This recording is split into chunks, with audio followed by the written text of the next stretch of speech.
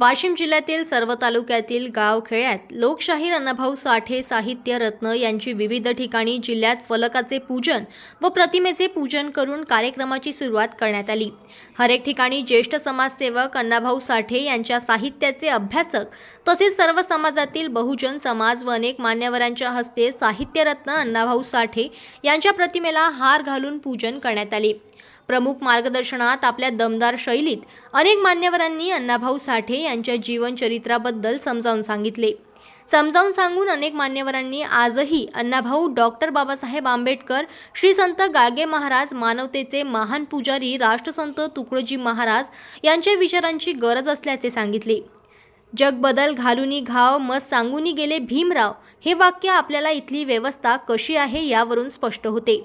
रशियासारख्या देशात अण्णाभाऊंचा पुतळा उभारून अण्णाचा मान केला, पण अजूनही भारतात अण्णाभाऊंना भारतरत्न ही पदवी देण्यास फार विलंब होत असल्याची खंत व्यक्त केली जात आहे।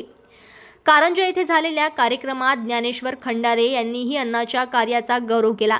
आज अण्णाभाऊ यांच्या राजकीय लोकवापर करून आपला स्वार्थ साधत असल्याचे मत व्यक्त करण्यात आले। या कार्यक्रमाला गजानन अहमदाबादकर, अमोल लुलेकर, अखिल भारतीय नाट्य परिषदेचे अध्यक्ष प्रमोद जिरापुरे, ॲडव्होकेट संदेश जितुरकर आदी मान्यवर उपस्थित होते। जनमत लाईव्ह न्यूजसाठी वाशिममधून ज्ञानेश्वर वरघट यांची रिपोर्ट।